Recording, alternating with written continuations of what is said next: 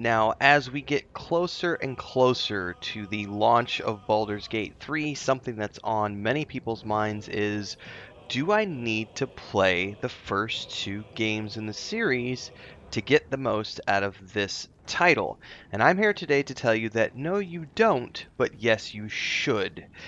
Now, Baldur's Gate 3, from everything that I've seen during the past couple of years of early access, has been sort of a standalone adventure. There are going to be things from the first two games that they're going to refer back to, which may be Easter eggs, or they may be things that are just small little ways to tie this game back to the two classic games that came before. But make no mistake, Baldur's Gate 3 is a very different type of game than the first two Baldur's Gate games. That being said, it is part of the overall story of the city that is at the heart of these adventures and the things that happen around the city. And there are some very important events that take place in Baldur's Gate, thus the name.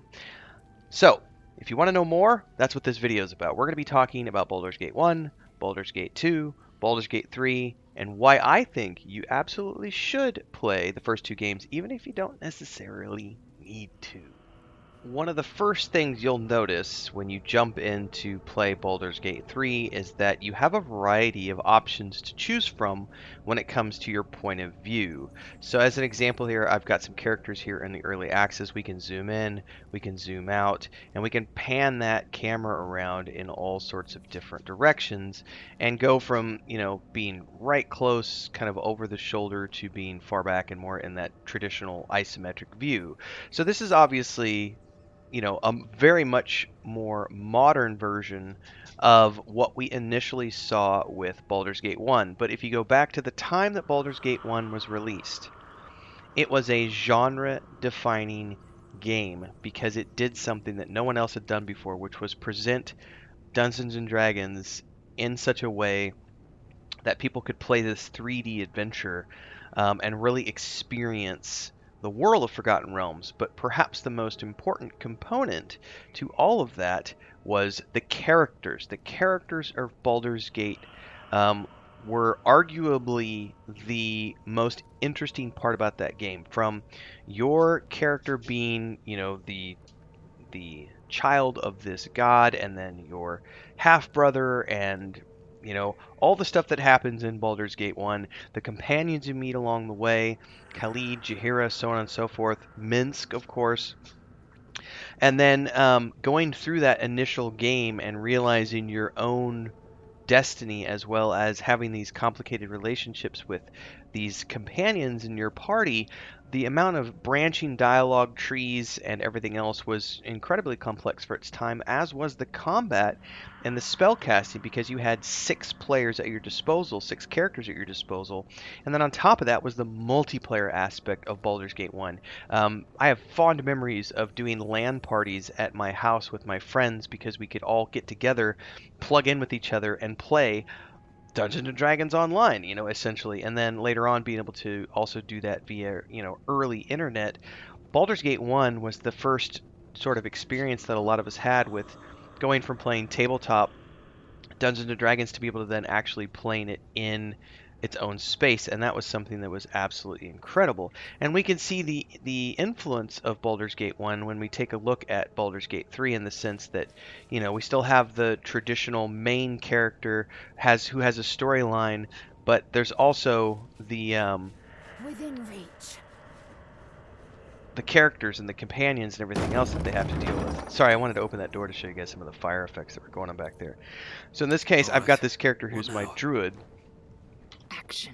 and that's the main Reaction. character for here, but I don't have him dragged up at the top there. There we go. All's well that ends not as bad as it could have. So here's my druid character, main character. Now, I don't know the full story for Baldur's Gate 3 yet, but so far we know enough of it to know that there's something epic that's going to send us in the direction of the city of Baldur's Gate, because we have to look for a cure. And in the first game, you were going there because you were tracking down your half-brother. So, we've got lots of references back to the original game. So even if you've never played Baldur's Gate, 1 or 2, Baldur's Gate 3 is going to have a lot of those Easter eggs that throw you back. So knowing who Minsk was, as an example, or Jaheira, those are going to be Easter egg moments because we've already had those characters revealed on the social media for Baldur's Gate 3, and we know that we're going to be meeting those characters and that those characters can group up with us and join us in our adventure.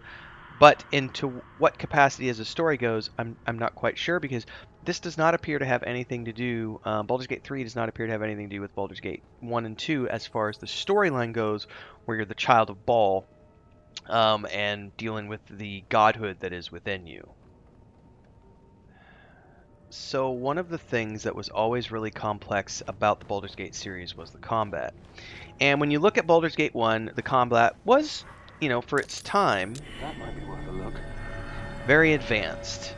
Baldur's Gate 2 took that a step further, and we're going to take a look at Baldur's Gate 3 this morning as well a little bit to kind of expand upon that, because I think that's one of the areas where Baldur's Gate 3 has taken the torch that was carried by 1 and 2, and they've just basically made everything bigger and better. So when Baldur's Gate 2 first came out, it took the world by storm. It was bigger, it was better, it was so many.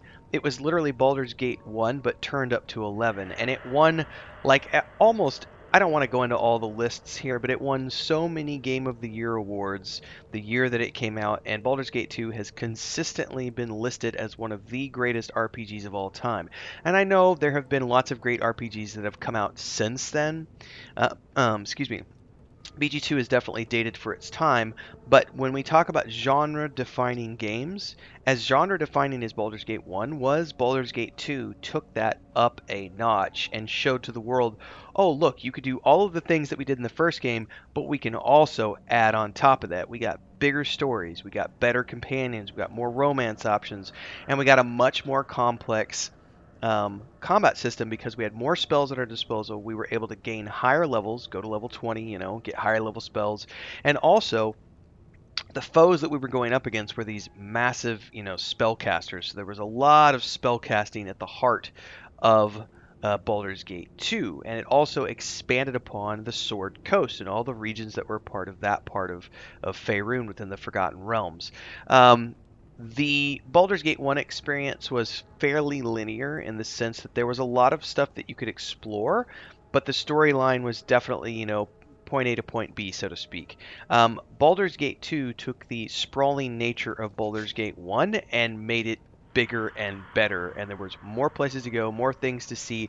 The Underdark, you're able to go down there and you're fighting with Githyanki and Mind Flayers, and there's dragons and all this other stuff. So the complexity of the storylines and the difficulty of the foes and everything else, Baldur's Gate 2 was one of those defining games that has left its mark on gaming history in a way that a lot of modern games, even though they've been really good, have not necessarily done. I look at games like, as an example, Pillars of Eternity 1 and 2 are great games. The Pathfinder Kingmaker and Pathfinder Wrath of the Righteous, great games.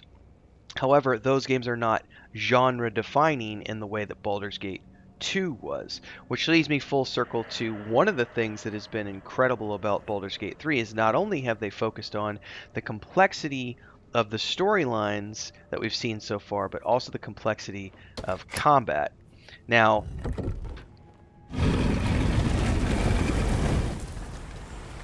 I say all of that to show you this.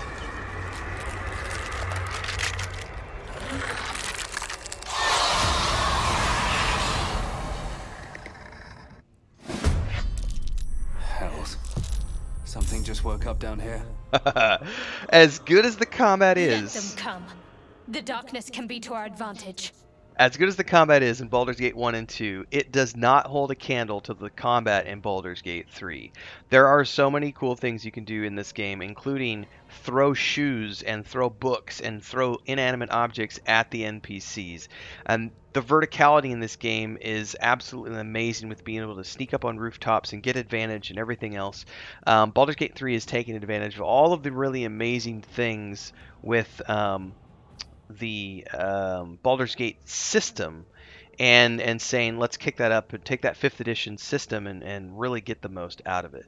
So it is a little different than the Baldur's Gate 1 and 2 combat, which was very much pause based, and this is kind of a combination of pause-based, but also turn-based.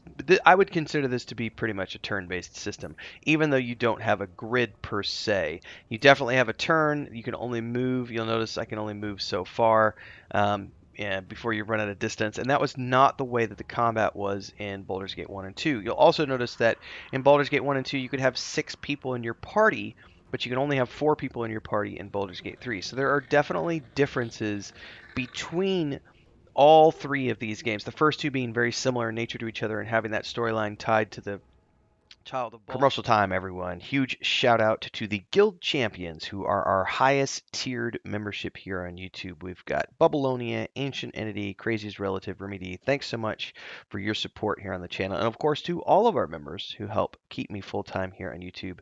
Thanks so much for your support, for being here, for checking in. Don't forget to like, subscribe, hit that bell icon, super chat any live streams or premieres you see, super thanks any video uploads you see. Don't forget YouTube Shorts in that category as well. And hopefully, we'll see you in the next live stream. Don't forget the Discord. Links are down below. Let's get back to the video. Child of Ball thing. And then this game being something that we don't know that it's tied to the Child of Ball storyline. It looks to have its own storyline. It's got its own combat system. And it's just being set in the same area and going to the same place, and we've got characters from the first 2 games that are showing up. So we don't know yet exactly how this storyline is going to tie into the storyline from the first 2 games, but I trust that Larian Studios has some great surprises in there for us. So at the end of the day, On I go.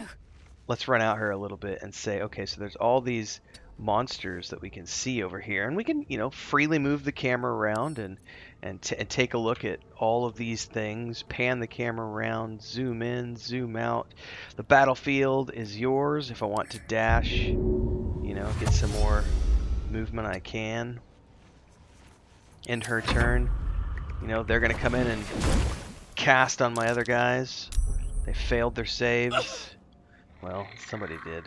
I'm going to go Wild Shape, and we're going to go Wolf.